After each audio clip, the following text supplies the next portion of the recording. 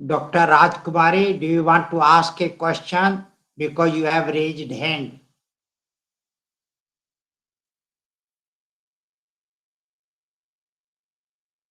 Dr. Rajkumari.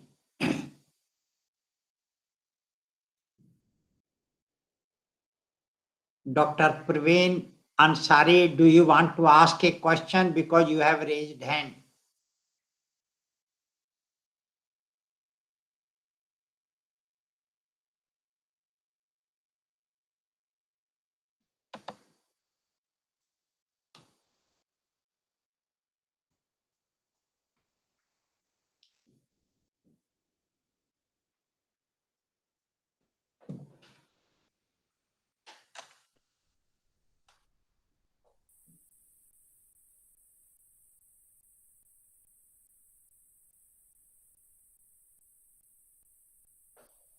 चलिए दोस्तों, let us start, क्योंकि टाइम हो गया है। तो जिन्होंने ज्वाइन किया था वो हो गए, बाकी होते रहेंगे, कोई दिक्कत की बात नहीं।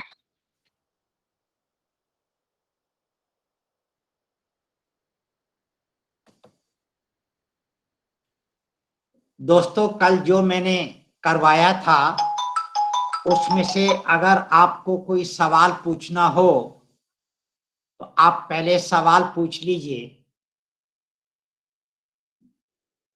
उसके बाद में मैं आगे चलता हूं।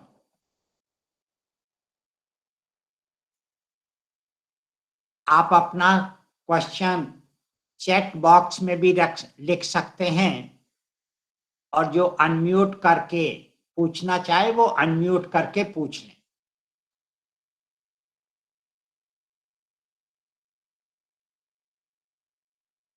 जब कोई क्वेश्चन नहीं है तो चलिए, मेरा जो सर एक बार एक्सप्लोरेटरी सर्वे रिसर्च बता दीजिए। हाँ बोलिए जी। एक्सप्लोरेटरी रिसर्च सर्वे रिसर्च बता दीजिए सर। अच्छा, जो एक्सप्लोरेटरी है, जो मैंने कल आपको बताया था, ये नॉर्मली जो जियोलॉजी वाले पीपल हैं वो करते हैं। एक्सप्लोरेटरी जो सर्वे होता है, और जो ओएनजीसी वाले लोग बाग करते हैं।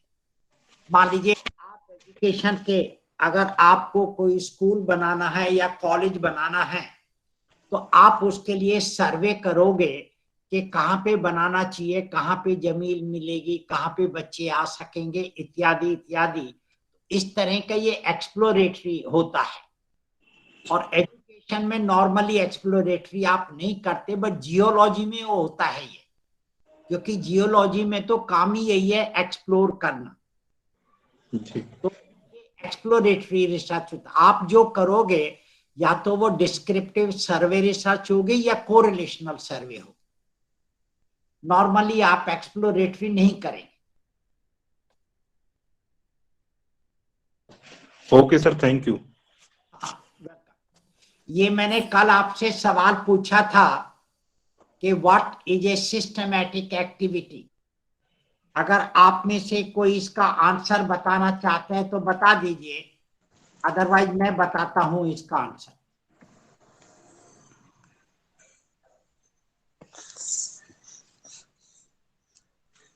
इस सिस्टमैटिक व्यवस्थित गतिविधि किसे कहते हैं? इस विधि को, हाँ पूजा जी बोलिए। A systematic activity is where the probability of success is maximum. ये कहाँ से सीखा आपने? सर आप ही का है।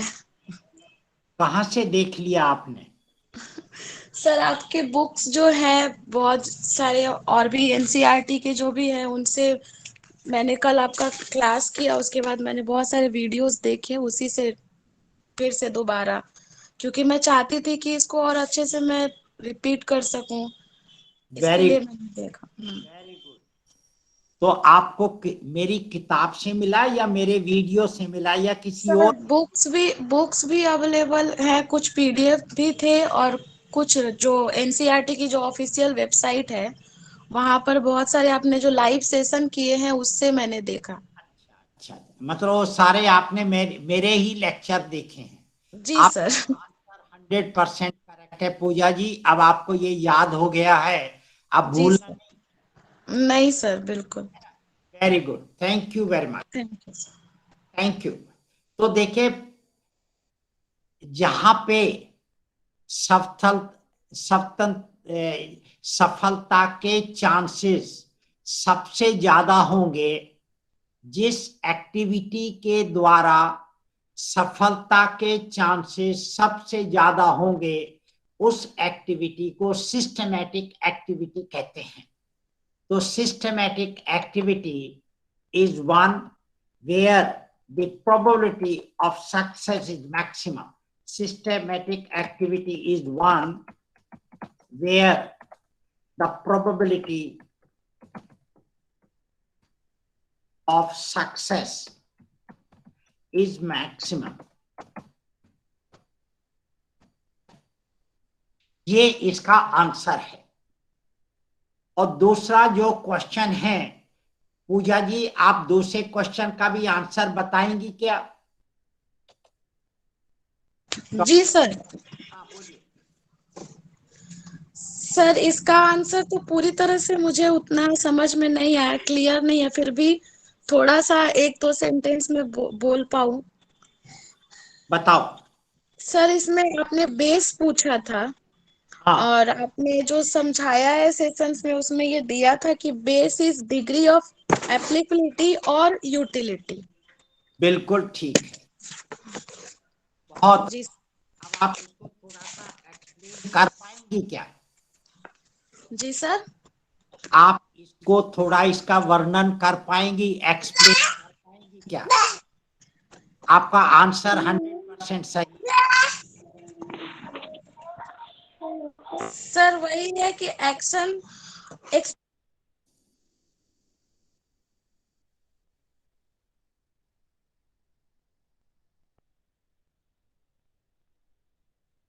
हाँ बोलिए जी पूजा जी, मैं आपका इंतजार कर रहा हूँ, आपका आंसर सही है बिल्कुल। हेलो। हाँ हाँ बोलो। सर वही कि उतने अच्छे तरीके से मुझे ये आंसर मैंने जो बताया, पर इसको मैं आपकी तरह तो सर नहीं समझा पाऊंगी, फिर भी बोल सकती हूँ कि बोल एक्शन जो एक्सपेरिमेंटल रिसर्च होता है, नहीं which we can generalize by sample size and tools, but action research we can't generalize. नहीं पूजा, सबसे पहले आप हम्म। थ्योरेटिकल रिसर्च बताओ।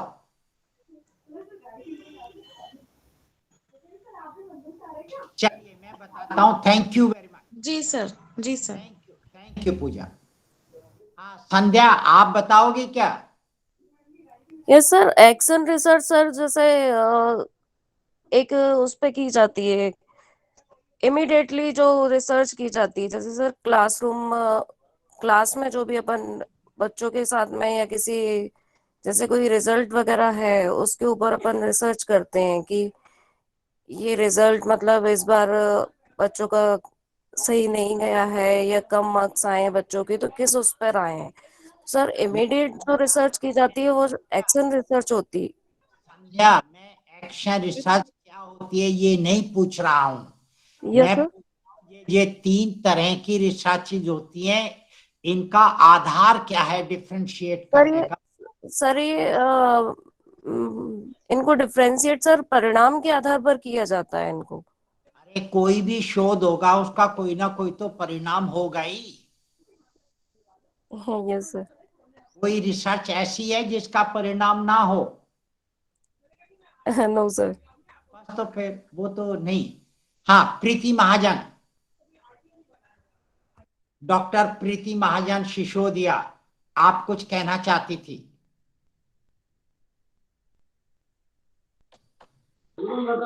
यस सर, सॉरी, मैं जस्ट ज्वाइन हुई हूँ तो मुझे अभी क्वेश्चन क्लियर नहीं हुआ। आप क्या पूछना चाह रहे हैं? आप कल थी या नहीं थी? Yes sir. आप कल थी या नहीं? हेलो। आप कल किया था या नहीं किया? Sir your voice not clear. तो आपका हेलो। शोर होगा तो कहाँ से मेरी वॉइस आएगी? हेलो। हाँ बोलो तृप्ति गुप्ता, प्लीज बोलो तृप्ति हेलो। गुप्ता। आप प्रीति अपने आप को म्यूट कर लीजिए। जियो का कनेक्शन बात हो गया। जियो का कनेक्शन ही। सिसोदिया म्यूट कर लीजिए अपने आप को। हाँ ठीक। तृप्ति गुप्ता आप बताना चाहती हो क्या? जी sir, good evening sir. Sir ये जो तीनों रिसर्च हैं ये क्लासिफिकेशन के बेस पे हम क्लासिफाइड करते हैं कौन सा कि basic classification? Knowledge knowledge knowledge knowledge के ऊपर करते हैं हम कि बेसिक जो होती है उसके अंदर हम कोई ज्ञान को बनाते, कोई थ्योरी बनाते हैं। I am right sir? नहीं तृप्ति, तृप्ति कोई भी आप रिसर्च करोगे तो उससे कोई ना कोई तो आपको ज्ञान मिलेगा ही। ऐसी कोई रिसर्च नहीं है जिससे आपको ज्ञान नहीं मिलेगा। तो ज्ञान के आधार पर आप तीनों को डिफरेंशिएट नहीं कर सकते। अच्छा, मतलब बेसिक के अंदर हम कोई थ्योरी बनाते हैं, किसी भी सब्जेक्ट में हम कोई नई थ्योरी जनरेट करते हैं तो वो बेसिक में आती है, जहां तक मुझे। अरे मैं आपको कुछ बता। तृप्ति मैं ये नहीं पूछ रहा हूँ कि बेसिक रिसर्च क्या होती है, मैं ये नहीं पूछ रहा हूँ एक्सपेरिमेंटल क्या होती है, मैं ये नहीं पूछ रहा हूँ एक्शन क्या होती है, मैं ये पूछ रहा हूँ ये तीनों जो टाइप हैं इनका आधार क्या है। आधार आपको मालूम है तो बताओ, अदरवाइज ये तीनों जी जी जी, सॉरी सॉरी सर। कोई बात नहीं, नो प्रॉब्लम। हाँ वंदना जी बोलिए। Doctor Vandana please go ahead.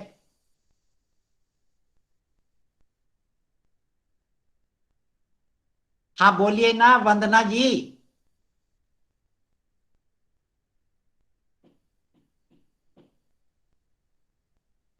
Doctor वंदना आपने हाथ उठाया है तो आप क्या पूछना चाहती हैं? चलिए चलिए मैं आगे चलता हूं दोस्तों। Morning sir.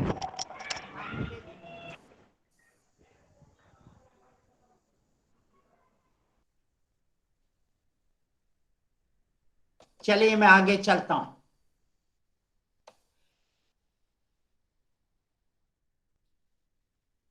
कल मैंने आपको ये पूछा था कि जो पहला स्टेप है उसमें हम क्या सबसे पहले वेरिएबल सिलेक्ट करेंगे या टाइटल लिखेंगे या ऑब्जेक्टिव लिखेंगे।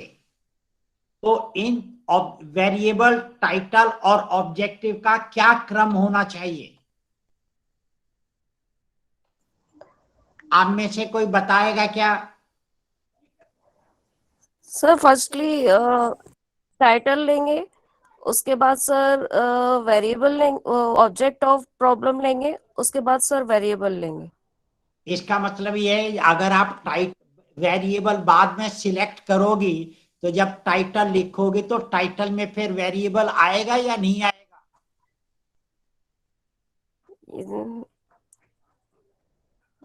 टाइटल में वेरिएबल का आना जरूरी है या नहीं है? सर टाइटल में वेरिएबल का आना, सर टाइटल में वेरिएबल का आना जरूरी होता है, इसलिए हमें वेरिएबल पहले से डिसाइड होना चाहिए। अरे सपना बिल्कुल ठीक है आपका, सपना और संध्या, संध्या आपका ठीक नहीं है बेटा। जब Yes, sir. तक आप वेरिएबल का चयन नहीं करेंगे तो वो टाइटल का हिस्सा नहीं बनेगा।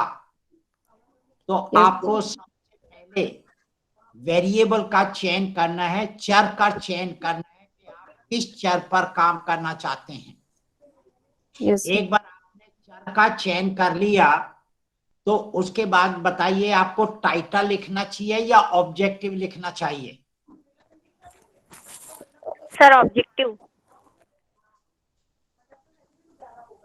क्यों? एक टाइटल से कितने ऑब्जेक्टिव हो सकते हैं? एक शीर्षक से कितने ऑब्जेक्टिव हो सकते हैं? सर हमारे वेरिएबल्स के नंबर पर डिपेंड करता है कि हमारे ऑब्जेक्टिव्स कितने बन सकते हैं। नहीं, आपका एक वेरिएबल है, फिर भी मैं 50 ऑब्जेक्टिव लिख के बता दूंगा आपको। हाँ यस सर। सर एक टाइटल के कई सारे ऑब्जेक्टिव्स हो सकते हैं। अगर एक टाइटल के कई ऑब्जेक्टिव होते हैं तो जी सर। ऑब्जेक्टिव पिन पॉइंटेड होता है या टाइटल नैरो होता है?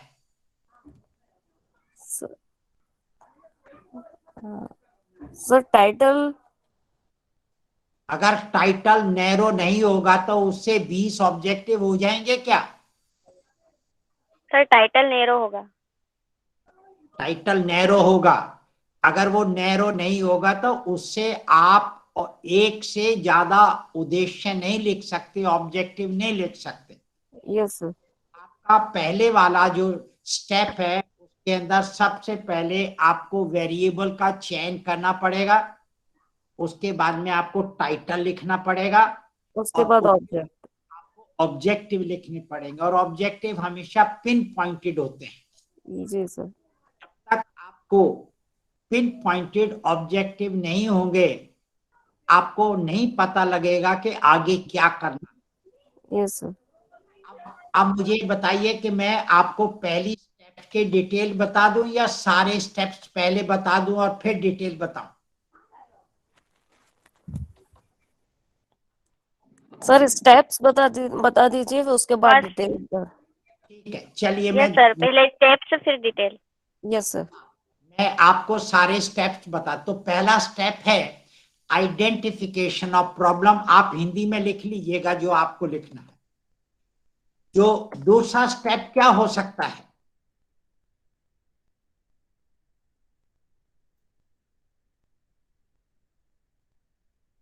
दूसरा सोपान शोध का क्या होगा?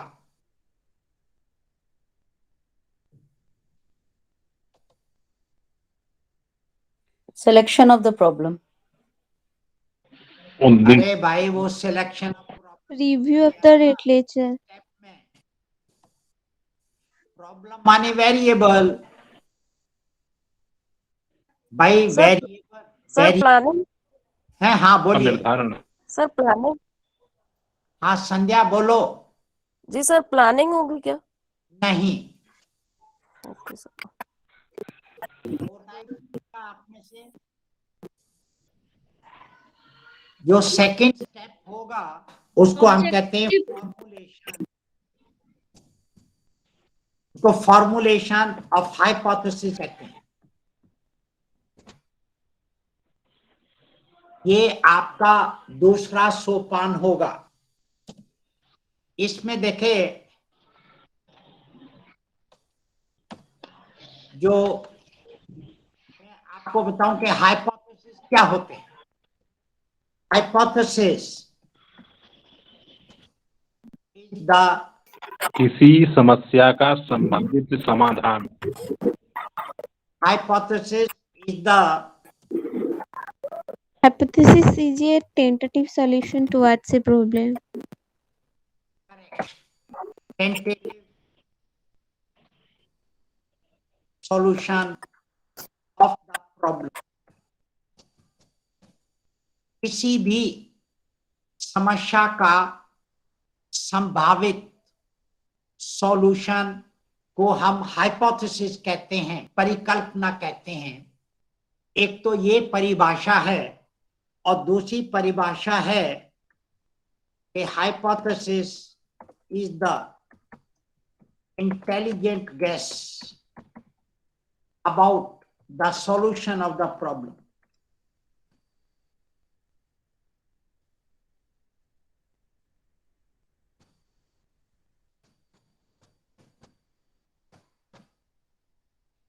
किसी भी समस्या का बुद्धिमत, इंटेलिजेंट गेस को हिंदी में क्या कहेंगे?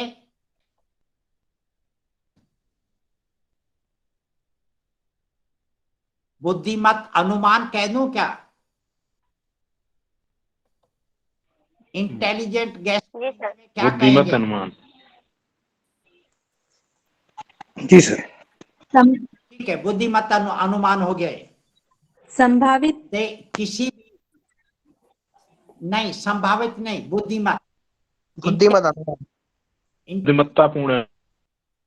तो किसी भी समस्या का बुद्धिमत सॉल्यूशन ही परिकल्पना कहलाता है। और तीसरा है हाइपोथेसिस,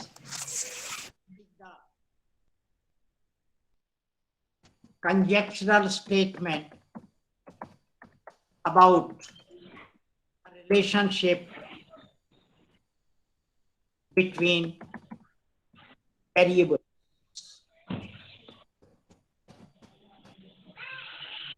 वेरिएबल्स, चरों के बीच संभावित संबंध को परिकल्पना कहते हैं। ये 3 परिभाषाएं हैं और इन तीनों परिभाषाओं को आप देख लीजिए। तो ये पहली परिभाषा में लिखा है टेंटेटिव सॉल्यूशन, यानी ये फाइनल सॉल्यूशन नहीं है, ये टेंटेटिव है, ये इंटेलिजेंट गैस है, ये गैस नहीं है। जैसे आप जब विद्यार्थी हुआ करते थे तो आप अक्सर एग्जामिनेशन के करीब पिछले 4-5 साल के क्वेश्चन पेपर लेके उसकी एनालिसिस करते थे और ये पता लगाते थे कि इस बार कौन सा सवाल आ सकता है या किस यूनिट से कौन सा सवाल आ सकता है। अगर पिछले कुछ साल के क्वेश्चन पेपर अवेलेबल नहीं होते तो आप इंटेलिजेंट गैस नहीं हो सकता। तो इंटेलिजेंट गैस के लिए आपके पास कुछ ना कुछ आधार होना चाहिए, ये बिना आधार के नहीं हो सकता। तो हाइपोथेसिस ये इंटेलिजेंट गैस है, ये फाइनल नहीं है। और हाइपोथेसिस ये कंजेक्चुरल स्टेटमेंट है, ये भी टेंटेटिव स्टेटमेंट है। किसके लिए? कि 2 चरों के बीच संबंध, सह संबंध मैं नहीं कह रहा हूं, संबंध, रिलेशनशिप माने संबंध, नॉट सह संबंध। को रिलेशन को सह संबंध कहते हैं। जैसे मान लीजिए आप जब कभी डॉक्टर के पास जाते हो और डॉक्टर आपको चेक करके कभी ये कहता होगा कि शायद आपको ये बीमारी है, तो आप ये मेडिसिन लेना स्टार्ट कर दीजिए। लेकिन आप पैथोलॉजी की आप अपना ब्लड दे आइए और ये टेस्ट करा लीजिए अपने ब्लड का। तो डॉक्टर ब्लड का पैथोलॉजी रिपोर्ट क्यों मांगता है? क्योंकि जो डॉक्टर ने सोचा है वो ये देखना चाहे कि क्या वो ठीक है या नहीं है, सही है या नहीं है, उसको कंफर्म करना चाहता है। आपने देखा है कि जो कोविड-19 में जिन जिन लोगों को कोविड से इन्फेक्ट हुए थे उन सबके ब्लड टेस्ट जब तक नहीं हुए तब तक वो कंफर्म नहीं हुआ कि उनको कोविड है या नहीं है। तो वो टेस्टिंग कर, बिना टेस्टिंग के डॉक्टर कंफर्म नहीं करना चाहता। तो डॉक्टर अपनी बात को कंफर्म करने के लिए पैथोलॉजी की रिपोर्ट मांगता है, क्योंकि पैथोलॉजी की टेस्टिंग हो सकती है। साइंस वाले अपने हाइपोथेसिस को, परिकल्पना का परीक्षण या टेस्टिंग वो अपनी लैब में कर लेते हैं। लेकिन जो एजुकेशन वाले हैं या साइकोलॉजी वाले हैं या मैनेजमेंट वाले हैं या फिजिकल एजुकेशन वाले हैं, इन कुछ विषय के जो शोध करता है वो अपनी परिकल्पना का परीक्षण टेस्ट लैब में नहीं कर सकते, क्योंकि उसमें कोई लैब नहीं है। तो वो क्या करेंगे, वो टेस्ट करेंगे, क्योंकि हाइपोथेसिस की परिकल्पना की आपको टेस्टिंग करनी पड़ेगी, और वो टेस्टिंग लैब में तो होगी नहीं क्योंकि आपके पास लैब नहीं है, तो आप उसको स्टैटिस्टिकल टेक्निक लगा करके करते हैं। और जब आप स्टैटिस्टिकल टेक्निक लगाओगे तो आपके पास में क्वांटिटेटिव संख्यात्मक जानकारी होनी चाहिए। जब तक आपके पास में संख्यात्मक जानकारी नहीं होगी तो उसका विश्लेषण आप सांख्यिकीय विधि से नहीं कर सकते, तो आप परिकल्पना को टेस्ट नहीं कर सकते, फिर आपको परिकल्पना नहीं बनानी चाहिए। मैं फिर दोबारा बता रहा हूं, अगर आपके शोध में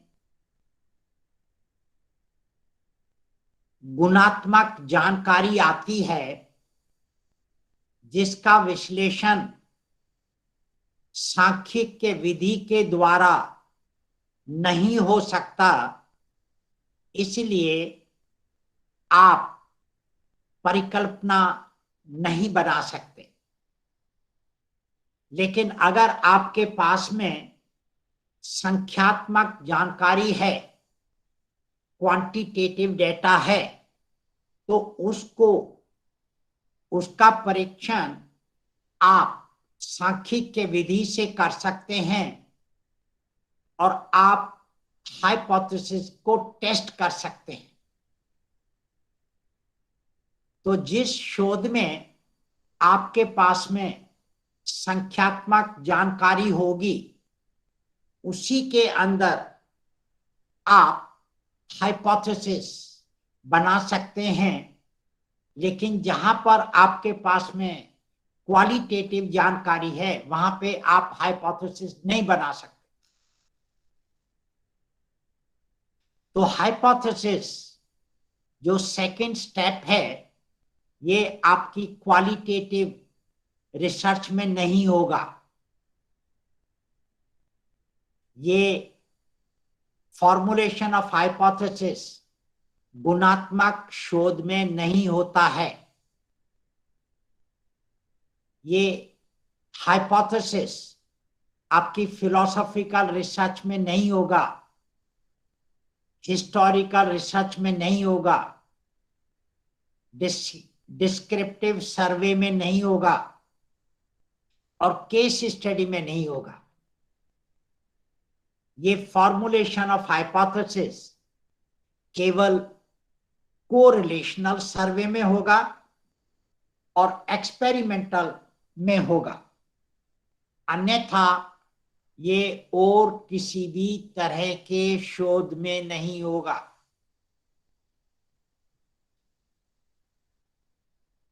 उम्मीद है कि आपको ये बात पता चल गई होगी।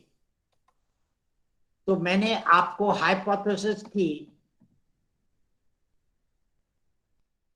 मैंने डेफिनेशन बता दी है।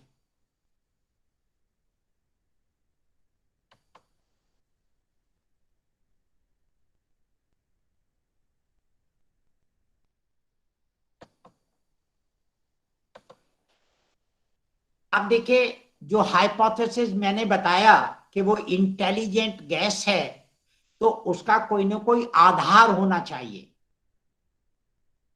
और मैंने उदाहरण दिया था कि जो डॉक्टर है वो पैथोलॉजी की रिपोर्ट उसका आधार है। जैसी रिपोर्ट होगी उसी के अनुसार वो कहेगा इस पेशेंट को ये बीमारी है। इमेजिन कीजिए, सोचिए, अगर पैथोलॉजी डेवलप नहीं होती तो जब मनुष्य बीमार होता तो उसका क्या हाल होता। किसी पुराने जमाने में जब इतनी डेवलपमेंट नहीं हुई होगी तो कैसा क्या होता होगा, आप इमेजिन कर सकते हैं। तो यानी हाइपोथेसिस के लिए आपके पास में आधार होना जरूरी है। बेसिस होने जरूरी है। और ये कौन कौन से आधार हैं वो मैं आपको बताऊंगा बाद में।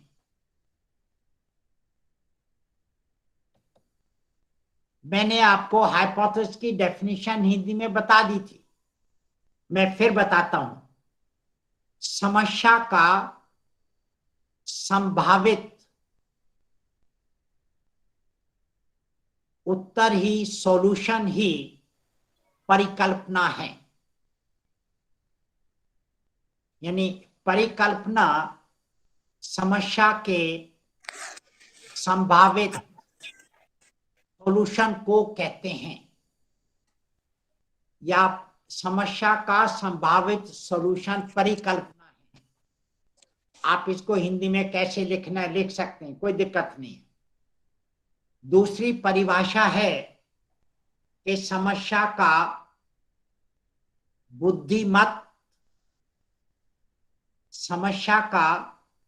बुद्धिमत सॉल्यूशन ही परिकल्पना है।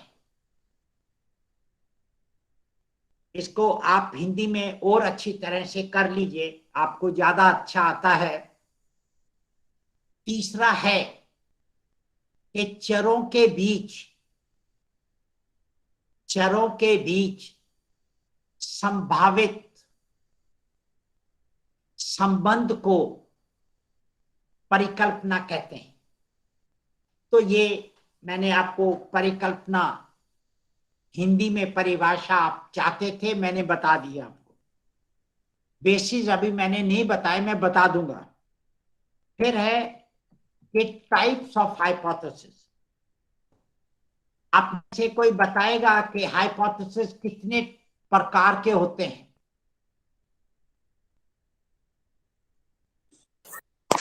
दो प्रकार के होते, दिशात्मक और दिशात्मक, डायरेक्शनल नॉन डायरेक्शनल। शिंदे आप अपने आप को प्लीज म्यूट कर लीजिए।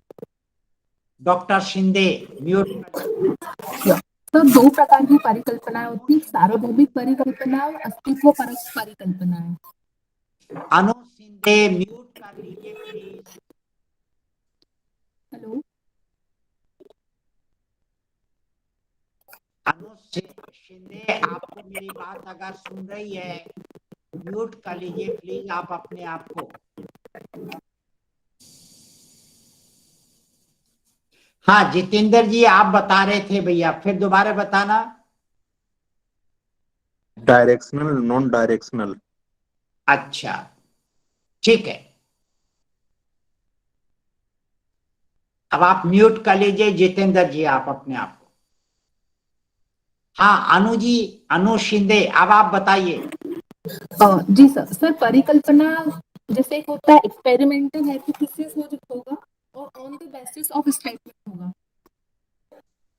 नहीं आपकी क्लियर आवाज नहीं आ रही है। हेलो, हाँ बोलो। जी सर प्रायोगिक परिकल्पना है सर, आवाज आ रही है? चलो कोई बात नहीं, म्यूट कर लीजिए अब आप अपने आप। हाँ जी, और कोई बताना चाहता है? कई लोगों ने सिंपल और कॉम्प्लेक्स हाइपोथेसिस चैट बॉक्स में लिखा है। हाँ बोलिए जी, कौन बता रहा है?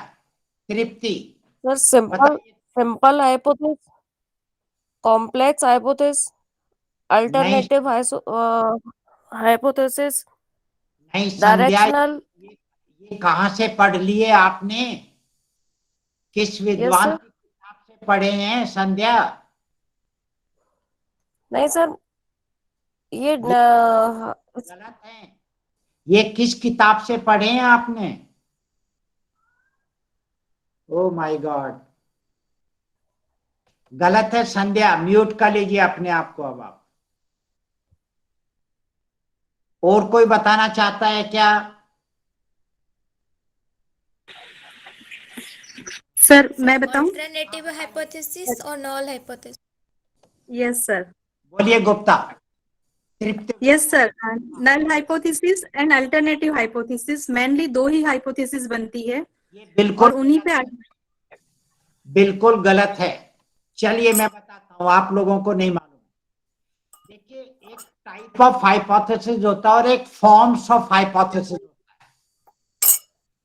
और जो फॉर्म्स ऑफ हाइपोथेसिस जो आप लोगों ने बताया है, नल और डायरेक्शनल, ये फॉर्म है। टाइप 3 होते हैं, एक को कहते हैं रिसर्च हाइपोथेसिस, दूसरे को कहते हैं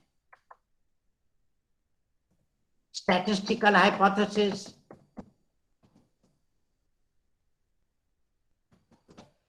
और तीसरे को कहते हैं ऑपरेशनल हाइपोथेसिस।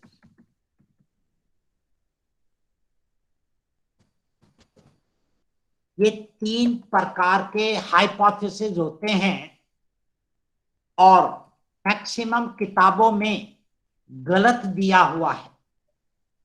आप अगर किताब पढ़ना चाहें तो मैं आपको पुस्तक का नाम बता सकता हूं, कोई दिक्कत की बात नहीं है। एक होता है, जो फॉर्म्स है वो 2 होती हैं, एक को कहते हैं नल फॉर्म। नल फॉर्म को हम हमेशा H0 से डिनोट करते हैं, और दूसरा होता है डायरेक्शनल फॉर्म। सर मैं एक चीज पूछना चाहती हूँ। सर ये रिसर्च जो मैंने बताया था वो रिसर्च हाइपोथेसिस में आता है ना सर? बिल्कुल गलत है सर। ये क्लासिफिकेशन ऑफ रिसर्च हाइपोथेसिस में डायरेक्शनल, नॉन डायरेक्शनल, मैं ये बताता हूँ आपको। जब नहीं मालूम तब आप सुन लीजिए पहले, संध्या जी सुन लीजिए आप। जो रिसर्च हाइपोथेसिस और स्टैटिस्टिकल हाइपोथेसिस और ऑपरेशनल हाइपोथेसिस, आप अपने ऑब्जेक्टिव के लिए कौन सा हाइपोथेसिस लिखोगे ये आपकी इच्छा है, इसके लिए कोई आधार नहीं है। लेकिन आप वो हाइपोथेसिस कौन सी फॉर्म में लिखोगे उसके लिए आधार होता है। और फॉर्म 2 ही होती हैं, एक होता है नल फॉर्म और दूसरा होता है डायरेक्शनल फॉर्म, या इसको आप ऑल्टरनेटिव फॉर्म भी कह सकते हैं, और ऑल्टरनेटिव फॉर्म।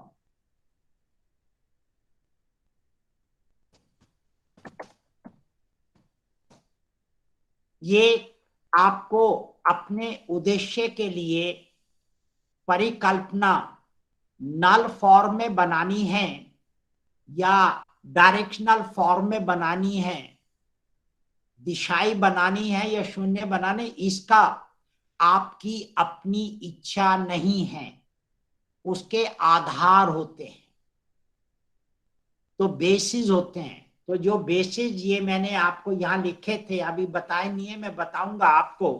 तो बेसिस के अनुसार आप ये डिसाइड करेंगे कि आपको अपना हाइपोथेसिस नल फॉर्म में बनाना चाहिए या डायरेक्शनल फॉर्म में बनाना चाहिए। लेकिन आप अपने ऑब्जेक्टिव के लिए रिसर्च हाइपोथेसिस बनाना चाहती हो या स्टैटिस्टिकल बनाना चाहते हो या ऑपरेशनल बनाना चाहिए, आपकी इच्छा है।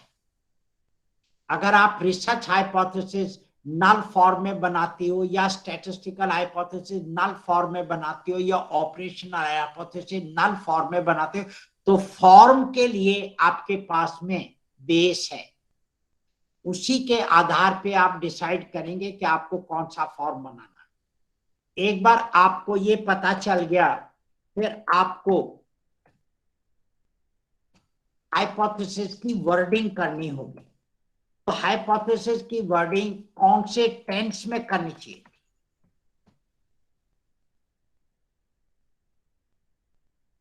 वर्तमान काल में करनी चाहिए, कौन से काल में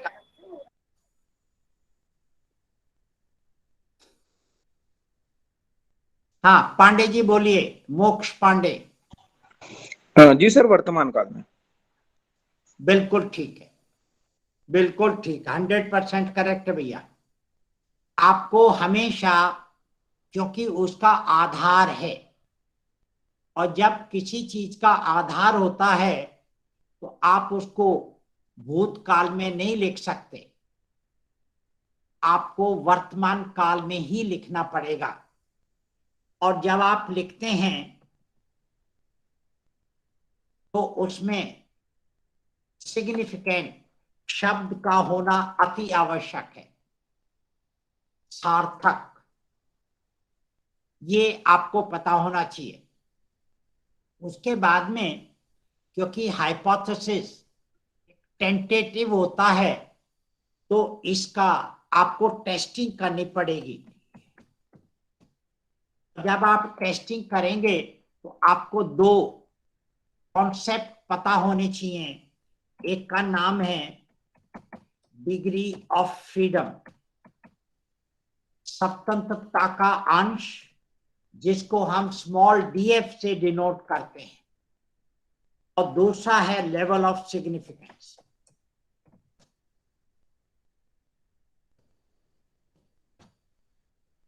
तो पहला है स्वतंत्रता का अंश, डिग्री ऑफ फ्रीडम, दूसरा है लेवल ऑफ सिग्निफिकेंस, सार्थकता का स्तर। ये दो कॉन्सेप्ट हैं।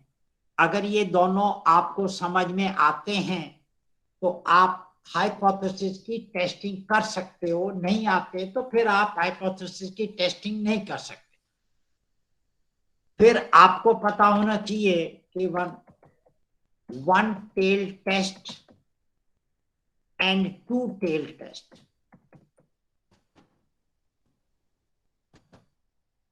कि वन टेल टेस्ट का उपयोग कब करना चाहिए और टू टेल का कब करना चाहिए, और इन दोनों का मतलब क्या है। और उसके बाद में आपको पता होना चाहिए कि टाइप 1 एरर होती है एंड टाइप 2 एरर होती है। इतना सब कुछ आपको हाइपोथेसिस के अंतर्गत पता होना चाहिए। मैं अभी इसकी नहीं बता रहा हूं, मैं आपको स्टेप्स बता रहा हूं, और स्टेप्स के अंतर्गत क्या क्या आपको पता होना चाहिए वो बता रहा हूं।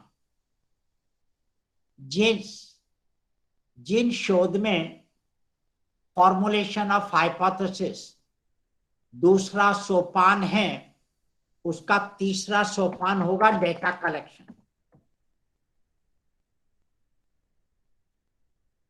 और जिन शोध में फॉर्मुलेशन ऑफ हाइपोथेसिस दूसरा सोपान नहीं है, उनमें दूसरा स्टेप होगा डेटा कलेक्शन।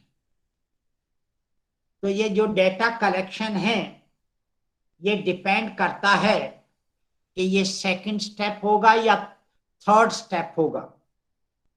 तो कई शोध में जैसे आपने क्वालिटेटिव करोगे तो ये सेकंड स्टेप होगा, फिलोसॉफिकल, हिस्टोरिकल, डिस्क्रिप्टिव सर्वे और केस स्टडी करोगे तो ये सेकंड होगा।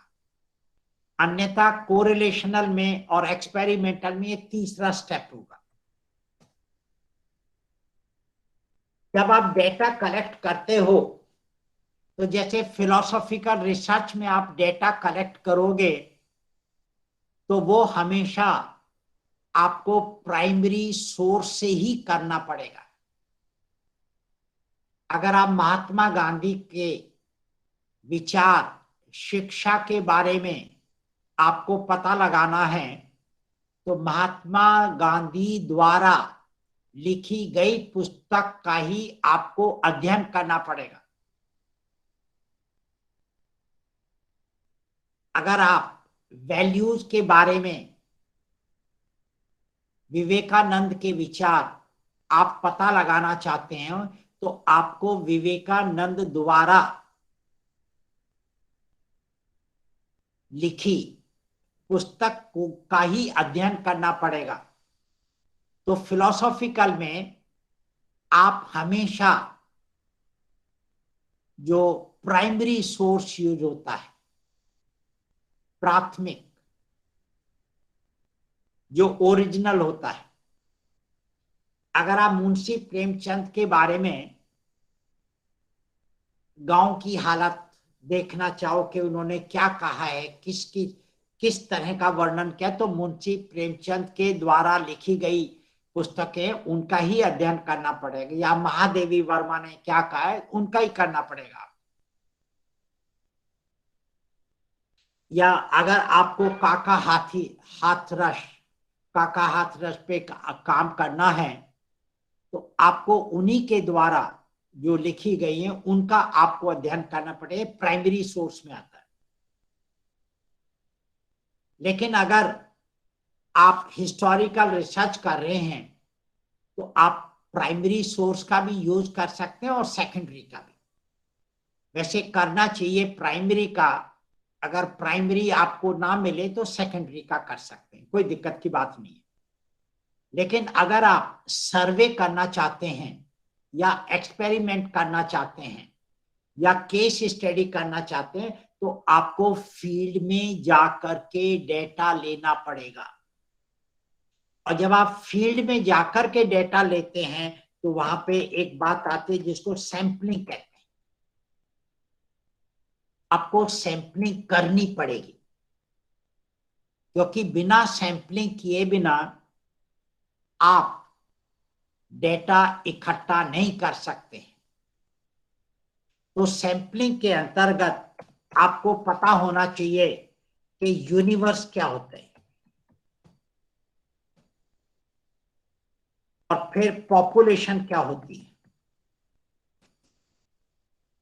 मैं नाम नहीं बताना चाहता विद्वान का जिन्होंने अपनी किताब में यूनिवर्स और पॉपुलेशन को इंटरचेंजेबली यूज किया है। कभी तो वो यूनिवर्स शब्द का उपयोग करते हैं और कभी वो पॉपुलेशन का उपयोग करते हैं, जो बिल्कुल गलत है। यूनिवर्स अलग होता है, ब्रह्मांड जो भी इस पृथ्वी पर आपको नजर आता है वो सब यूनिवर्स का ही हिस्सा है। और पॉपुलेशन होता है वो यूनिवर्स का well defined small portion of the universe होता है। यानी अगर आप प्लांट पे काम करना चाहते हैं तो आपको ये डिफाइन करना पड़ेगा कि कौन सा प्लांट आप ले रहे हैं।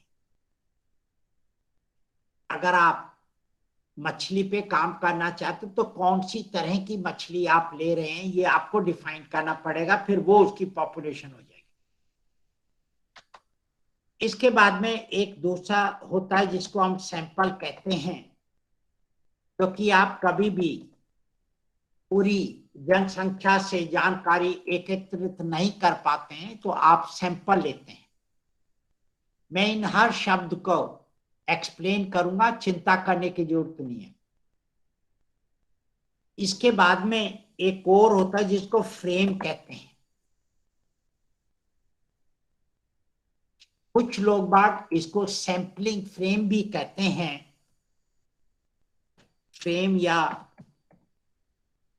सैंपलिंग फ्रेम ये क्या है मैं आपको बता दूंगा। फिर मैं आपको सैंपलिंग किसे कहते हैं इसकी मैं परिभाषा बताऊंगा यूनिवर्स की, पॉपुलेशन की, सैंपल की, फ्रेम की और सैंपलिंग की।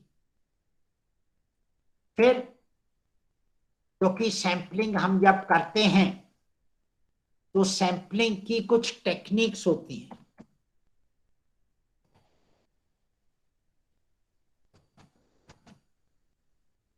और ये सैंपलिंग टेक्निक दो प्रकार की दो भागों में बांटा गया है।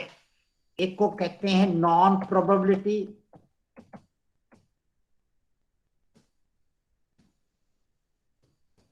सैंपलिंग टेक्निक, और दूसरा है प्रोबेबिलिटी सैंपलिंग टेक्निक।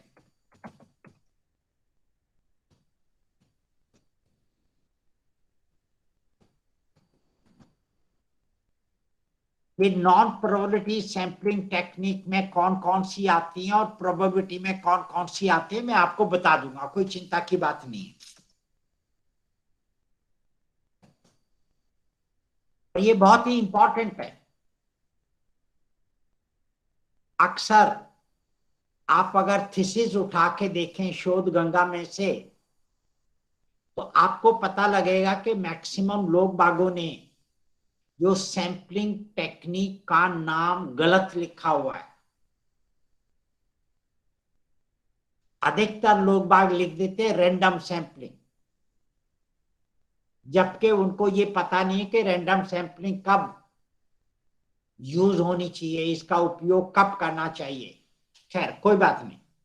उसके बाद में आपको साइज ऑफ द सैंपल के बारे में मैं बताऊंगा।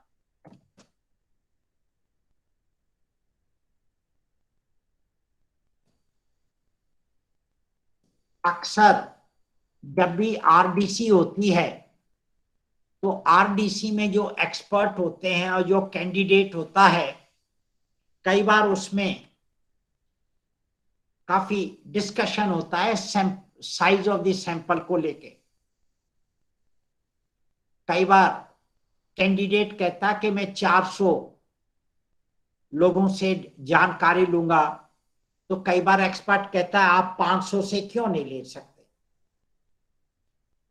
तो असलियत अगर आप पूछें, जितना मेरा छोटा सा अनुभव है, ना तो उस एक्सपर्ट को मालूम है और ना ही उस कैंडिडेट को मालूम है कि जो वो 400 नंबर कह रहा है उसका आधार क्या है। तो मैं आपको यहां पे वो आधार बताऊंगा और उस आधार को आप कोट भी कर सकते हैं। मैं आपको किताब का भी नाम सब कुछ बता दूंगा। तो इसका मतलब कि जो सैंपल साइज है ये आपकी मर्जी नहीं है, आपकी इच्छा नहीं है। इसका एक नियम है, उस नियम के अनुसार ही आपको सैंपल साइज निकालना चाहिए अपने शोध के लिए। उसके बाद में आपको जो बताऊंगा एक, कि जब भी आप कोई भी सैंपल लेते हैं पॉपुलेशन से, वो सैंपल कभी भी पॉपुलेशन का पूरा प्रतिनिधित्व नहीं करता है। मैं फिर दोबारा आपको बता रहा हूं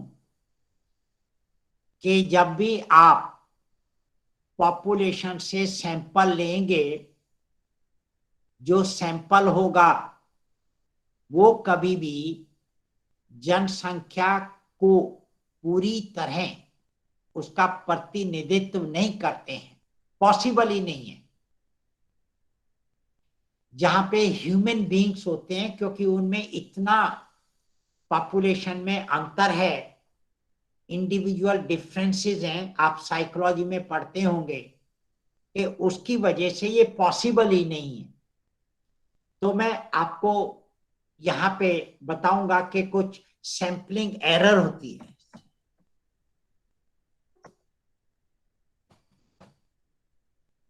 तो सैंपलिंग एरर क्या होती है, ये इतना मैं आपको सैंपलिंग के अंतर्गत में बताऊंगा। एक बार आपने निश्चित कर लिया कि आप यहां से जानकारी लेना चाहते हैं, तो फिर नेक्स्ट है कि किसकी सहायता से लोगे, यानी टूल क्या होगा। टूल या इंस्ट्रूमेंट क्या होगा।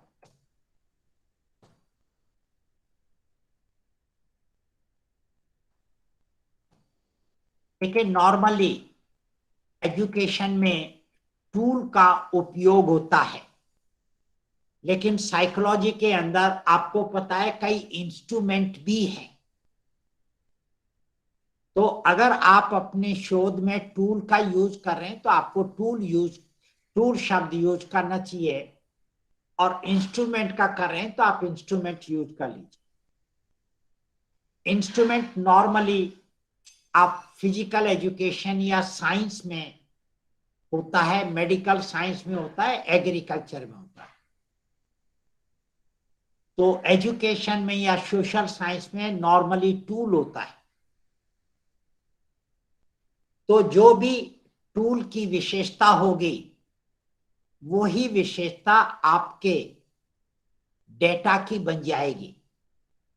जैसे मान लीजिए आप चेयर है, अगर वो गंदी चेयर है और आप उस पे बैठते हैं तो अब जो चेयर की कैरेक्टरिस्टिक्स है वो आपके कपड़ों की कैरेक्टरिस्टिक्स बन गई, क्योंकि आप गंदी चेयर पे बैठे तो अब चेयर तो साफ हो गई और आपके कपड़े गंदे हो गए।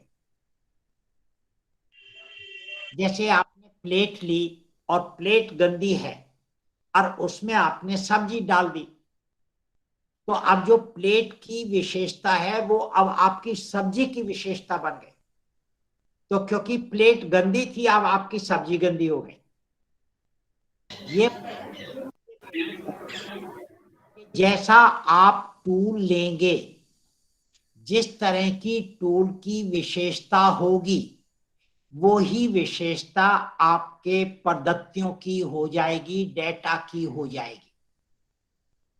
तो ये बहुत इंपॉर्टेंट है हमारे लिए समझने के लिए कि टूल की कौन कौन सी कैरेक्टरिस्टिक्स होनी चाहिए।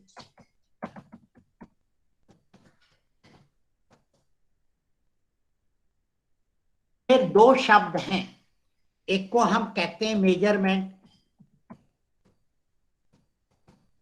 और दूसरे को हम कहते हैं असेसमेंट।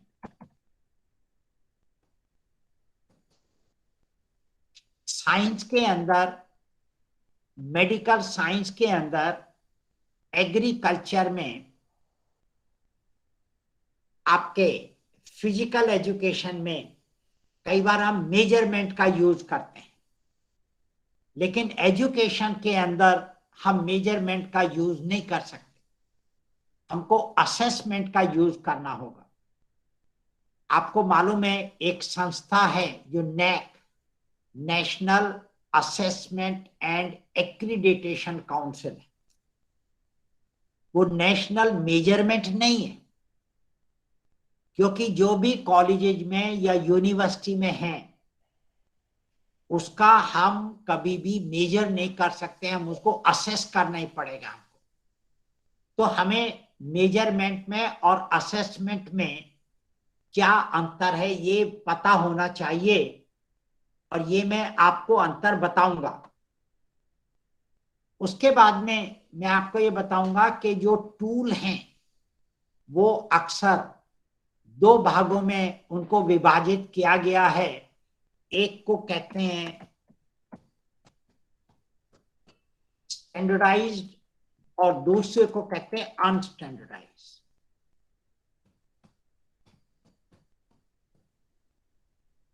स्टैंडर्डाइज्ड टूल और अनस्टैंडर्डाइज्ड टूल,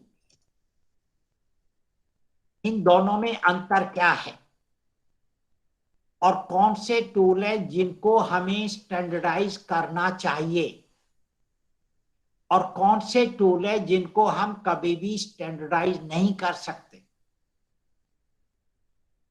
और जब हम शोध करते हैं तो हमको शोध में स्टैंडर्डाइज ही टूल यूज करने चाहिए या अनस्टैंडर्डाइज भी हम कर सकते हैं, ये मैं आपको बताऊंगा, क्योंकि ये चर पे निर्भर करेगा कि वो चर क्या है और उसके अनुसार आपको टूल का चयन करना पड़ेगा। तो उसके मैं आपको बता दूंगा। फिर मैं आपको बताऊंगा कि कुछ टूल अगर आप डेवलप करना चाहते हैं तो आप कैसे डेवलप करेंगे, कौन से स्टेप्स हैं। तो प्रोसीजर ऑफ डेवलपमेंट, क्योंकि कुछ टूल हैं जिनको आप डेवलप कर सकते हैं, लेकिन कुछ टूल हैं जिनको आप डेवलप करोगे और उनको स्टैंडर्डाइज भी करोगे। तो procedure of development and standardisation में आपको बता दूंगा।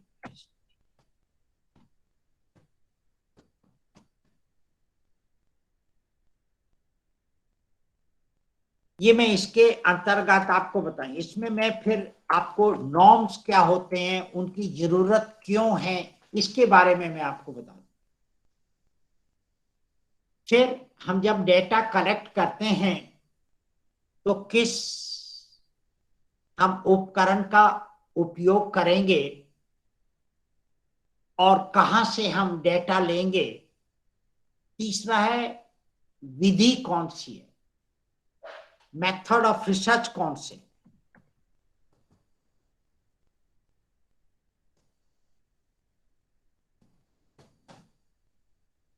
देखिए, एक जो फिलोसॉफिकल मेथड है उसके अंदर तो कोई ज्यादा बताने का कुछ है नहीं।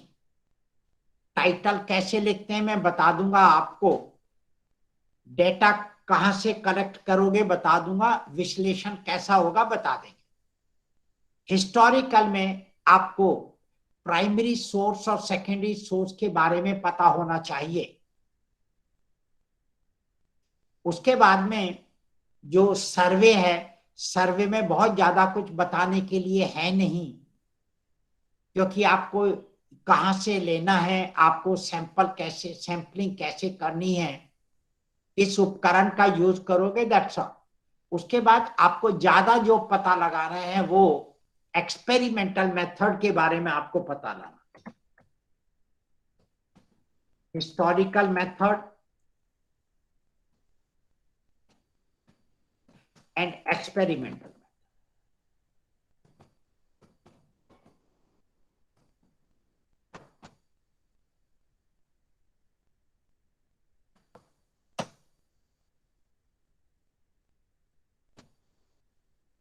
अक्सर जो शोध करते हैं लोग बाग एक्सपेरिमेंटल शोध बहुत कम करते हैं।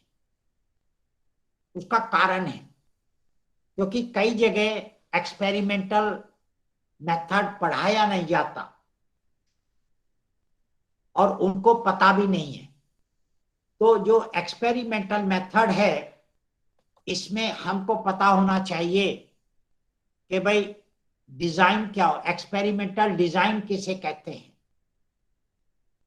उसका क्या प्रिंसिपल है, इसकी एक्सटर्नल वैलिडिटी, इंटरनल वैलिडिटी वगैरह क्या होती है, ये मैं आपको बता दूंगा। एक बार आपने डेटा कलेक्ट कर लिया, उसके बाद में आता है डेटा एनालिसिस।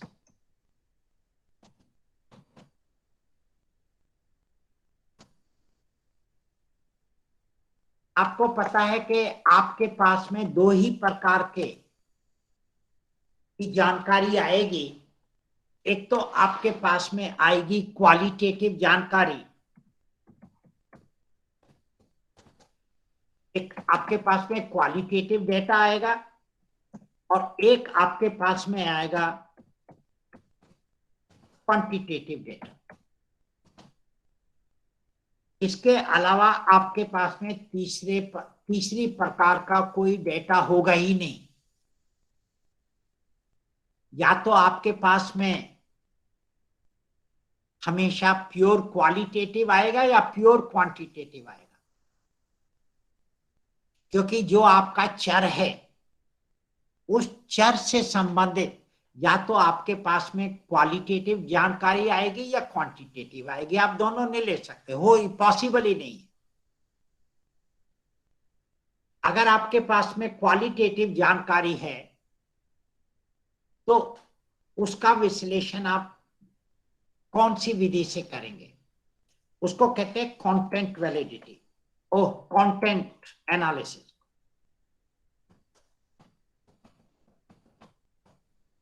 इसको विषय वस्तु विश्लेषण कहते हैं, कंटेंट एनालिसिस।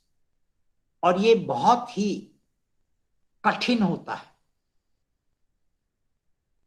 ये बहुत आसान नहीं है।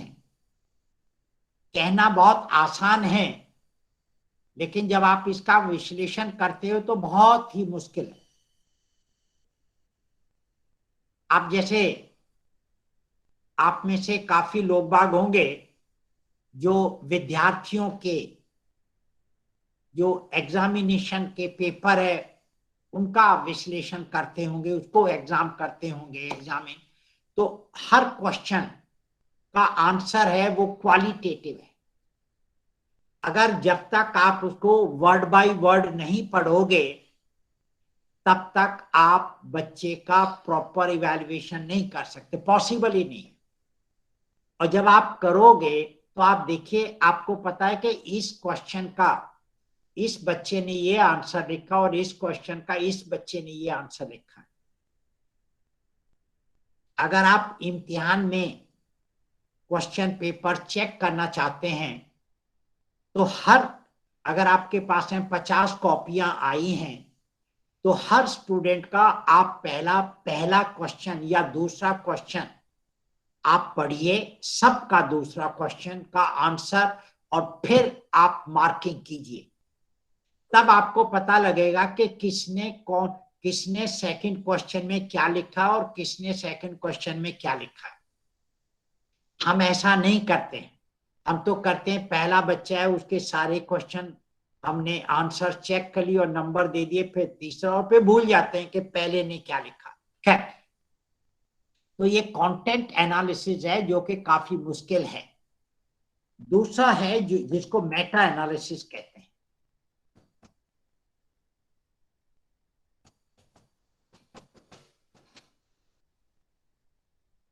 मेटा एनालिसिस उससे भी ज्यादा डिफिकल्ट है, और एक को कहते हैं शॉर्ट एनालिसिस।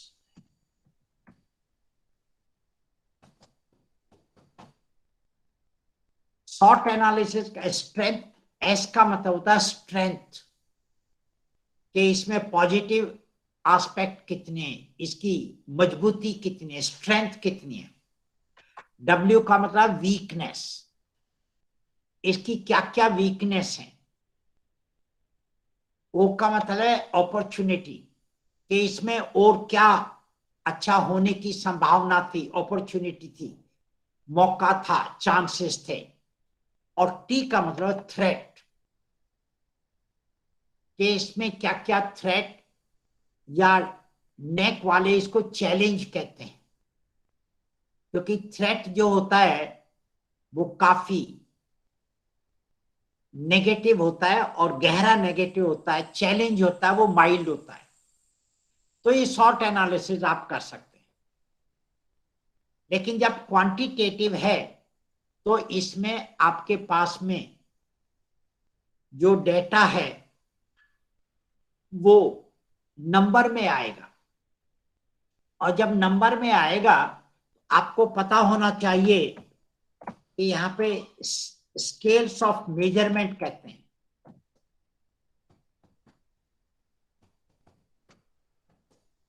कि आपका जो डेटा है वो कौन सी स्केल पे है, और फिर आप यहां पे स्टैटिस्टिक्स का यूज करेंगे, स्टैटिस्टिकल टेक्निक। तो आपको स्टैटिस्टिकल टेक्निक अक्सर दो भागों में बटी हुई है, दो से अलावा है ही नहीं। आप कोई भी स्टैटिस्टिकल की किताब उठा के देख लीजिए, आपको उसमें दो ही चीज मिलेंगी। वो कौन कौन सी? एक मिलेगा कि उसको कंपेयर करना, और दूसरा मिलेगा रिलेशनशिप निकालना, तीसरा होता ही नहीं है कुछ। और सारी स्टैटिस्टिकल टेक्निक इन्हीं दो पे आधारित है। जैसे कंपेयर करते तो मीन को कंपेयर करते हैं, क्यों करते हैं मैं बता दूंगा। रिलेशनशिप निकालते हैं तो हम सहसंबंध ज्ञात करते, तो इसलिए सहसंबंध से रिलेटिंग ढेर सारे स्टैटिस्टिकल टेक्निक्स हैं। ये अपन देखेंगे, कितना बता पाऊंगा और कितना नहीं बता पाऊंगा ये बाद में देखेंगे। एक बार आपने डेटा का एनालिसिस कर लिया तो आपके पास में या तो कंक्लूजन कह लीजिए या उसको फाइंडिंग कह लीजिए, आपके पास है फाइंडिंग। ये 5 हर शोध में ये स्टेप्स होते हैं। केवल जो दूसरा स्टेप है वो आपका होगा कोरिलेशन में और एक्सपेरिमेंटल में। तो कोरिलेशन और एक्सपेरिमेंटल में ये 5 होते हैं, और फिलोसॉफिकल, हिस्टोरिकल, डिस्क्रिप्टिव सर्वे और केस स्टडी में हाइपोथेसिस नहीं होता है, बाकी 4 होते हैं। तो मैंने आपको ये स्टेप्स हैं, ये सारांश में बता दिए हैं। किसी को कोई सवाल पूछना है तो पूछ लीजिए।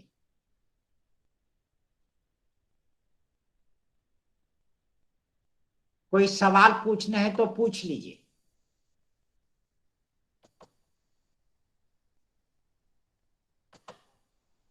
हाँ तृप्ति बोलिए, Tripti Gupta. Sir review of literature नहीं है इसमें? अरे भैया मैं बताता हूँ, review of related literature step नहीं है, वो कहाँ पे आएगा मैं बता दूंगा। ये तो है किताबों में गलत। जितेंद्र आप म्यूट कर लीजिए, जितेंद्र जी ये गलत है। कोई रिव्यू रिलेटेड लिटरेचर अलग से स्टेप नहीं होता, मैं बताऊंगा कहाँ पे आता है, चिंता नहीं करें। हाँ जितेंद्र जी बोलिए। सर जो है ना सर्वे में जो हाइपोथेसिस क्यों नहीं बनेगा? सर्वे, डिस्क्रिप्टिव सर्वे में हाइपोथेसिस नहीं हो सकता, क्योंकि उसमें हमको डेटा मिलेगा वो संख्यात्मक नहीं होगा, गुणात्मक होगा। और गुणात्मक जो जानकारी होता है उसको सांख्यिकीय विधि से हम एनालाइज नहीं कर सकते, इसलिए हाइपोथेसिस की टेस्टिंग पॉसिबल नहीं है। जी ओके, थैंक यू। नहीं होगा। सर टारगेट पॉपुलेशन और एक्सेसिबल पॉपुलेशन क्या होती है? आपको जब उसमें आऊंगा सैंपलिंग में, फिर मैं आपको बता दूंगा, आप चिंता नहीं करें अभी।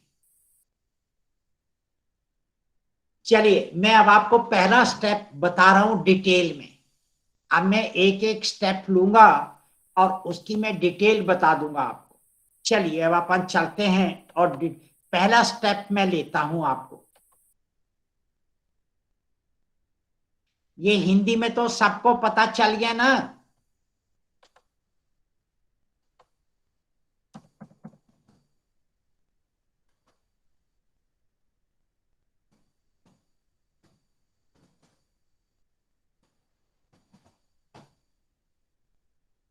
मैं अब आपको पहला स्टेप ले रहा हूं यहां पे।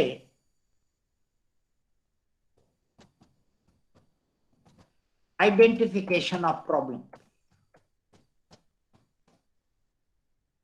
तो इसमें मैं सबसे पहले आपको बता रहा हूं कि वेरिएबल क्या होता है, क्योंकि आपको वेरिएबल के बारे में जानकारी होना बहुत ही जरूरी है। आपको मालूम है चर किसे कहते हैं? Variable refers to changeable characteristics.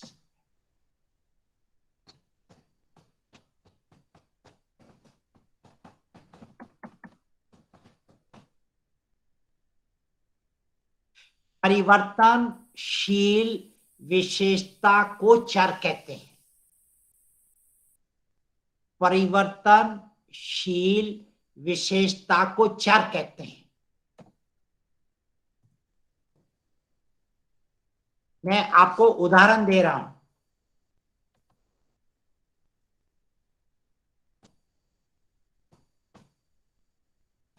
आपका वजन जब आप 5 साल के थे, जब आप 8 के हुए, जब आप 20 के हुए, तो देखिए आपका वजन चेंज हुआ होगा। आपकी हाइट जब आप 2 साल के थे, जब आप 10 साल के हुए, जब 25 साल के हुए, तो आपकी हाइट बदली होगी। आपका बॉडी टेम्परेचर,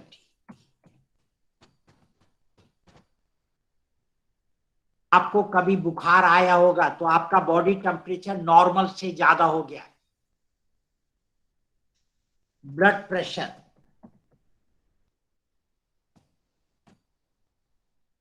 ये देखते हैं कि आपका जो ब्लड प्रेशर है वो कई बार ज्यादा हो जाता है, कुछ लोगों का कम हो जाता है। हीमोग्लोबिन, ये हीमोग्लोबिन भी कम और ज्यादा होता रहता है, ये भी वेरिएबल है। कलर, आप जानते हैं 7 प्रकार के कलर होते हैं, जेंडर। आप चाहते हैं कुछ मेल होते हैं, कुछ फीमेल होते हैं। लैंग्वेजेस आप देखते हैं, Hindi, English, Malayalam, Urdu, French, German, ढेर सारी लैंग्वेजेस होती हैं। कास्ट, अलग अलग तरह की कास्ट होती है। टाइप्स ऑफ कॉलेज, कुछ कॉलेज गवर्नमेंट के होते हैं, कुछ प्राइवेट होते हैं, कुछ एडेड होते हैं। Subjects, Hindi, English, mathematics, physics, chemistry, botany, geology, engineer, ढेर सारे सब्जेक्ट्स होते हैं। टाइप्स ऑफ कार, कई तरह की कार होती हैं। आपका अचीवमेंट, उपलब्धि, आपकी स्टडी हैबिट, आपकी एंजाइटी, आपका जॉब सेटिस्फैक्शन,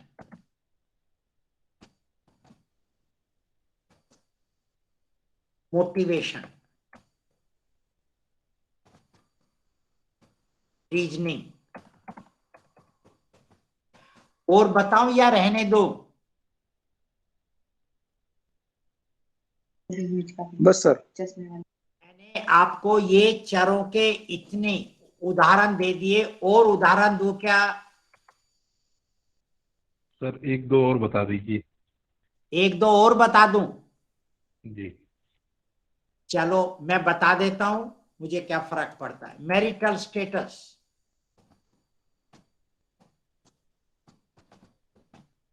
कुछ लोग बाग मैरिड होते हैं, कुछ लोग बाग अनमैरिड होते हैं,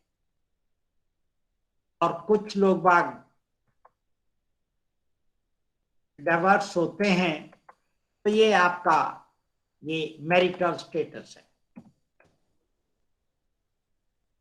socio economic status, adjustment,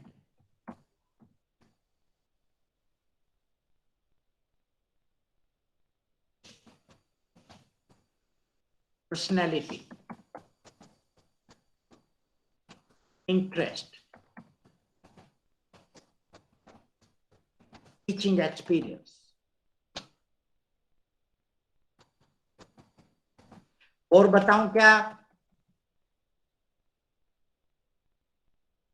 no sir. 1-2 और बता दूं या बहुत? हाँ सर, बहुत। हाँ सर, बता दीजिए। बता दूं? ओके, लिख लो। Number of pages in books,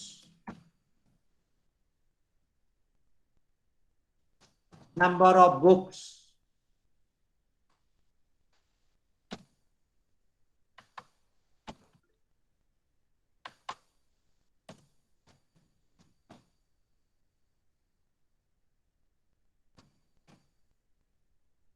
publishers,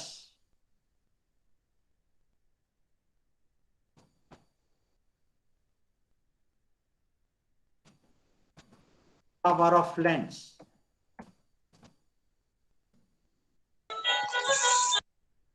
और बता दूं? नहीं सर, ये शायद अनलिमिटेड होते होंगे, अनकाउंटेबल।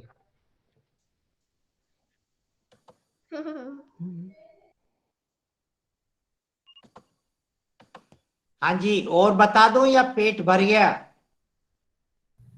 बस सर। नहीं सर, ये लिमिट नहीं होती होगी, ये तो बढ़ते ही जाएंगे ना।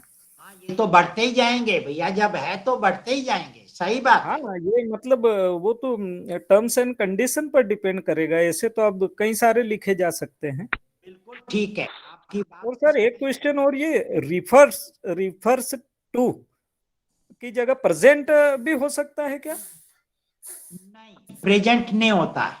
रेफर्स टू का मतलब है कि इसको अंकित करता है। अच्छा, ठीक। Okay okay sir, okay. अगर आपको और चाहिए तो मैं और बता देता हूं, मुझे कोई प्रॉब्लम नहीं है। वरना नहीं सर, तो बहुत इतने सारे चर हो गए हैं, और क्या चाहिए आपको? आपको नंबर ऑफ पार्टिसिपेंट,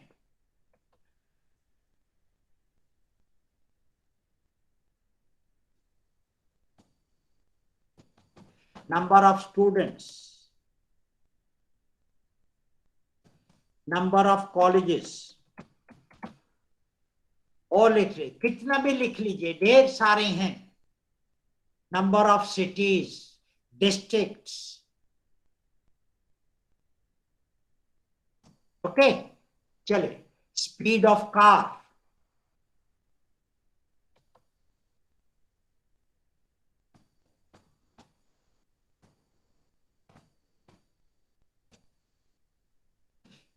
कुछ होते हैं जो चर नहीं होते, अचर होते हैं, उनको कांस्टेंट कहते हैं। Constant refers to unchangeable characteristics.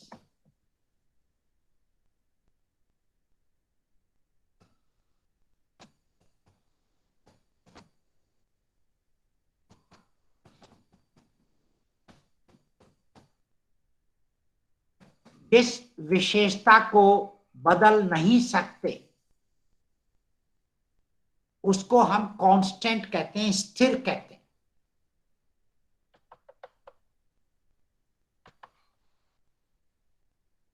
Example के तौर पे मैं बताता हूं,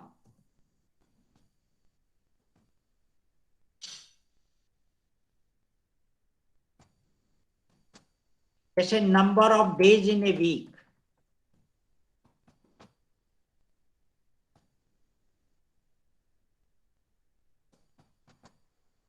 आप किसी से भी पूछो कि एक सप्ताह में कितने दिन होते हैं, तो हर आदमी आपको एक ही आंसर देगा कि 7 दिन होते हैं। तो ये कांस्टेंट होगा, ये अचर हो गया। लेकिन आप वर्किंग डेज पूछेंगे तो ये चर हो जाएगा। क्यों? क्योंकि कई जगह वर्किंग डेज 7 होते हैं, कई जगह 6 होते हैं, कई जगह 5 होते हैं, और कई जगह अब 4 होने लगे हैं, 4 वर्किंग डेज होते हैं, 3 दिन छुट्टी होती है। हो सकता है आगे चल के 3 वर्किंग डेज हो जाए। तो वर्किंग डेज आपका चर हो गया, लेकिन एक सप्ताह में जो कुल दिन होंगे वो आपका अचर हो गया। फिर आपका द वैल्यू ऑफ पाई, जो साइंस के विद्वान हैं उनको मालूम है कि जो पाई की वैल्यू है वो 22/7 है। किसी से भी पूछ लीजिए। अगर कोई पूछे कि sum of 3 angles of a triangle, कि एक त्रिभुज के 3 कोनों का योग कितना होता है, तो हर आदमी कहेगा 180 डिग्री होता है। तो एक कांस्टेंट। हर आदमी अगर आपसे पूछे कि राइट एंगल कितने का होता है, तो हर आदमी एक ही जवाब देगा, 90 डिग्री। कोई आपसे पूछे कि 1 घंटे में कितने सेकंड्स होते हैं, तो हर आदमी जवाब देगा 60 × 60 3600 सेकंड्स होते हैं। कोई पूछेगा कि दिन और रात में कुल कितने घंटे होते हैं, तो हर आदमी कहेगा दिन और रात में टोटल 24 घंटे होते हैं, कभी भी 25 नहीं होते। लेकिन अगर आप पूछोगे कि समर में रात कितने घंटे की होती है और दिन कितने घंटे के होते हैं, तो वो बदल जाएंगे, क्योंकि समर में कुछ और होता है और विंटर में कुछ और होता है। तो ये कुछ हैं ऐसे काफी जो कि अचर हैं। और ये साइंस में, जो आप में से साइंस जिन्होंने पढ़ी है, तो आप देखते हैं साइंस में काफी कांस्टेंट्स होते हैं। ओके, तो ये मैं, अगर आपसे कोई पूछे कि 1 रुपए में कितने पैसे होते हैं, तो हर आदमी कहेगा कि 100 पैसे होते हैं, 100 नए पैसे। तो कोई भी वो इसके अलावा आपको आंसर नहीं दे पाएगा। फिर आपको मैं बताना चाहूंगा कि एक परिस्थिति में, एक शोध में एक चर हो सकता है, लेकिन वो ही विशेषता दूसरे किसी परिस्थिति में अचर हो सकता है। फॉर एग्जाम्पल, कि जो वेरिएबल है can be held constant,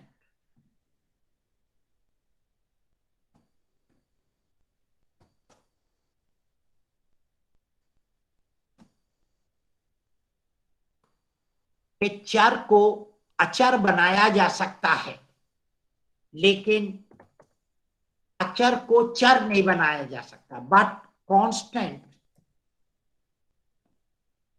can not be made variable.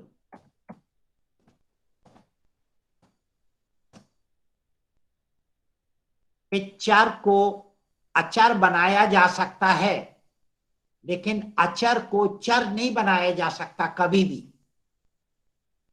मान लीजिए आपने देखे जेंडर है, एक चर है, लेकिन आपने कुछ स्कूल्स देखे होंगे जो केवल लड़कों के ही स्कूल होते, तो वहां पे आपका जो जेंडर है वो कांस्टेंट हो गया। या कुछ स्कूल्स होते हैं जो केवल लड़कियों के होते हैं, तो वहां पर भी जेंडर कांस्टेंट हो गया, क्योंकि वहां लड़के नहीं पढ़ सकते। लेकिन कुछ ऐसे स्कूल्स हैं जो को एजुकेशन है, उनमें लड़के भी पढ़ सकते हैं, लड़कियां भी पढ़ सकते हैं। तो को एजुकेशन में जेंडर चर है, लेकिन बॉयज के स्कूल में केवल, या गर्ल्स का स्कूल, वहां पे वो अचर है। जैसे अगर मैं बिल्कुल आपको हिंदी में ही सारे शब्द में बोलूं, तो यहाँ पे मीडियम ऑफ इंस्ट्रक्शन ये अचर हो जाएगी, क्योंकि मीडियम ऑफ इंस्ट्रक्शन आपकी कुछ भी हो सकती है। आपकी इंग्लिश हो सकती है, हिंदी हो सकती है, मलयालम हो सकती है, संस्कृत हो सकती है, उर्दू हो सकती है, कुछ भी हो सकती है। तो जो वेरिएबल है उसको आप अगर चाहें तो अचर कर सकते हैं, लेकिन उसकी बेसिक जो नेचर है, कभी भी बेसिक नेचर को आप नहीं बदल सकते। यहां पे मैं एक छोटा सा उदाहरण देना चाहूंगा, जो कि बहुत अच्छा नहीं है, लेकिन आप समझ जाएंगे। आपने अक्सर ये कहावत सुनी होगी कि जो कुत्ते की दुम है, उसको जब तक आप पाइप के अंदर रखते हो वो स्ट्रेट रहती है, लेकिन जैसे ही पाइप में से निकाल देते हो तो फिर दोबारा वैसे की वैसी हो जाती है, टेढ़ी हो जाती है, क्योंकि बेसिक उसकी नेचर टेढ़ी है। तो जो वेरिएबल है उसको आप किसी विशेष परिस्थिति में अचर बना सकते हैं, लेकिन अचर को कभी भी आप चर नहीं बना सकते। अगर दिन और रात में 24 घंटे होते तो आप 25 नहीं बना सकते। एक सप्ताह में 7 दिन होते तो आप 8 नहीं बना सकते, 6 नहीं बना सकते, 6.5 नहीं बना सकते, पॉसिबल ही नहीं है। तो उम्मीद है कि आपको ये बात समझ में आ गई होगी। अब क्या आपको पता है कि टाइप्स ऑफ वेरिएबल कौन कौन से होते हैं?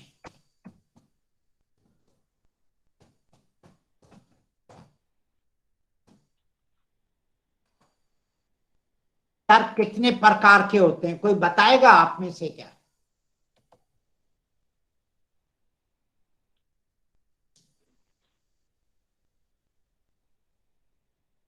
चर कितने प्रकार के होते हैं? हाँ बोलिए पूजा जी।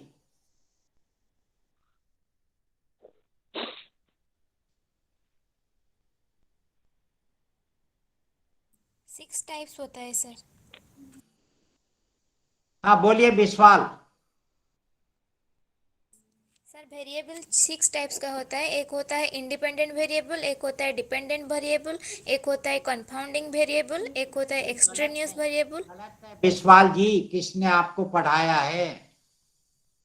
देखिए वेरिएबल हमेशा दो प्रकार के होते हैं और ये हर विषय में होते हैं।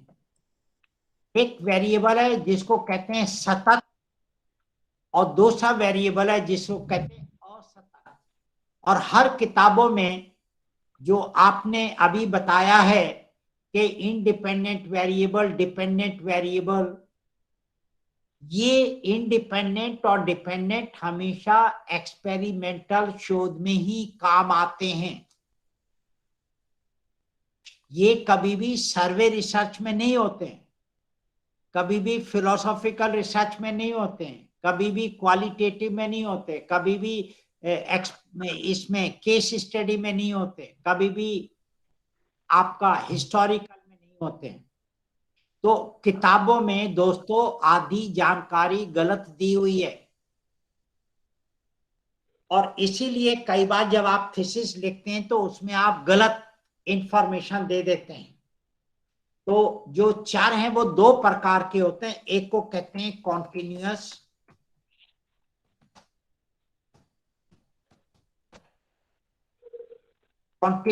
वेरिएबल और दूसरे को कहते हैं डिस्क्रीट वेरिएबल या डिसकॉन्टिन्यूअस वेरिएबल।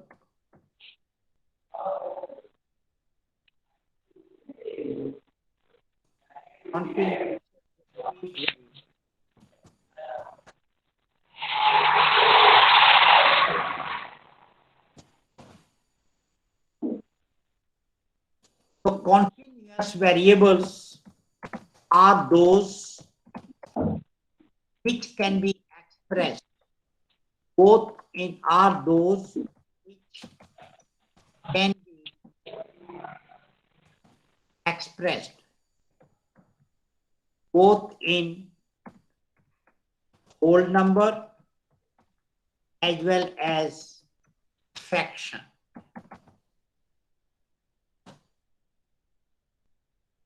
इन चरों का मान होल नंबर में होता है और फ्रैक्शन में भी हो सकता है, उसको सतत चर कहते हैं।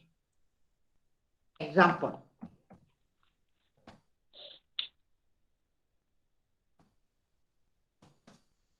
जैसे आपका वेट है, किसी का वेट जो है 50 किलो हो सकता है, किसी का वेट 50.5 केजी हो सकता है। जैसे आपका टेम्परेचर है,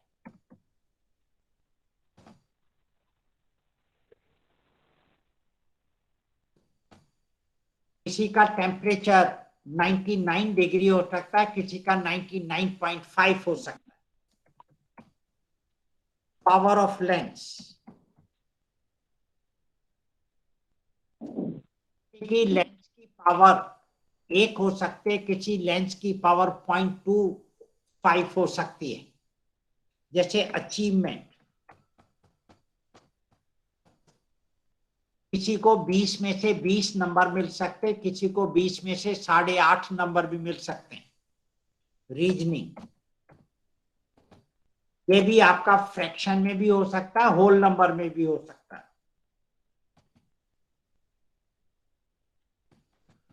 reaction towards online programme,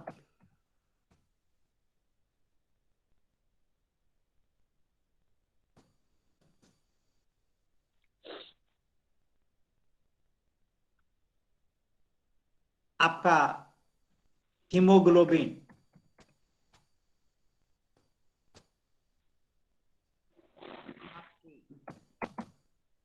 speed of car,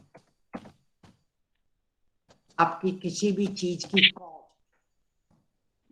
ये ढेर सारे ऐसे कुछ वेरिएबल हैं जो कि आपके फ्रैक्शन में भी हो सकते हैं। इसलिए ये सारे के सारे आपके सतत हैं, कॉन्टिन्यूअस हैं। क्योंकि इनको आप होल नंबर में भी कर सकते हो और फ्रैक्शन में भी कर सकते हो। और सतत वो होते हैं variables are those which can be expressed only in whole number, इनको हम केवल होल नंबर में ही बता सकते हैं। ऐसे जो चर हैं उनको असतत कहते हैं। एग्जाम्पल, number of participants,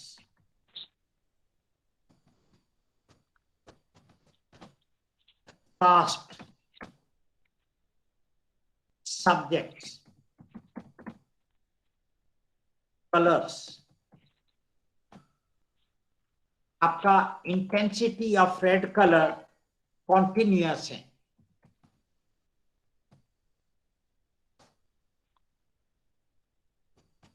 लेकिन कलर्स जो है ये आपका डिस्क्रीट है, असतत है।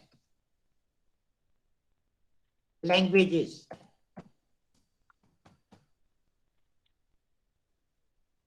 ये लैंग्वेजेस जो है ये असतत है। Number of books in library, ये हमेशा होल नंबर में होगी। Number of pages in books, ये हमेशा होल नंबर में होंगे। नंबर ऑफ वर्ड्स पर लाइन, ये सारे होल नंबर में होंगे। आपके टाइप्स ऑफ कॉलेज, ये आपके होल नंबर में होंगे। रेजिडेंशियल बैकग्राउंड, ये सारे आपके होल नंबर में होंगे। आप अर्बन, रूरल, सेमी अर्बन बस यही कह पाओगे। तो ये जो है आपके जो चर हैं वो हर विषय में होते हैं, और ये हर विषय में या तो वो सतत होगा और या वो असतत होगा। इससे बाकी जानकारी मैं कल दूंगा। आज इसको यहीं पे समाप्त करते हैं। किसी को कोई सवाल पूछना हो तो पूछ लीजिए, फिर मैं बंद करता हूँ इसको। सर मैं ये पूछ रही हूँ, कल आपने जो 3 टाइप्स बताए थे रिसर्च के, वो सर उसका बेस क्या है सर, वो आंसर? आप सोचिए आप सोचो बेटे। पहले मैंने एक सवाल का आंसर बता दिया है, दूसरे सवाल का आंसर कल बताऊंगा। जी सर। कल मैं कई सवाल देने वाला हूँ। जी सर। सर मेरा एक आप डाउट था। सोचिए, आप किताब पढ़िए, अपने दोस्तों से बातचीत कीजिए, डिस्कस कीजिए, निकल जाएगा। Yes sir. और कोई सवाल किसी को पूछना हो? सर रिसर्च में कौन सा हिंदी में बुक मिलेगा बढ़िया? नहीं जितेंद्र, आप क्या पूछ रहे हो? जोर से बोलो। सर ये पूछ रहा हूँ कि हिंदी मीडियम में रिसर्च का बढ़िया बुक कौन सा होगा सर, सजेस्ट कर दीजिए। नहीं मालूम मेरे को। हिंदी में अगर मेरे से पूछे कोई अच्छी किताब होगी ही नहीं, क्योंकि जिन विद्वानों ने हिंदी में रिसर्च मेथोडोलॉजी पे किताब लिखी है उनको रिसर्च आती ही नहीं है। आप मेरे से ज्यादा सच ना बुलाओ यार। सर इंग्लिश मीडियम में कोई बुक हो तो बता दीजिए। इंग्लिश में बहुत है, मैं आपको सबके नाम कल बता दूंगा, कोई चिंता की बात नहीं। Thank you sir. चलिए जी, धन्यवाद। आप रिसर्च होता है। Okay, thank you very much. Thank you sir. Thank you sir. Thank you sir. Thank you sir. Thank you sir. Thank you sir. Thank you sir. Thank you sir. Thank you sir. Thank you sir. Thank you very much, sir. Thank you sir.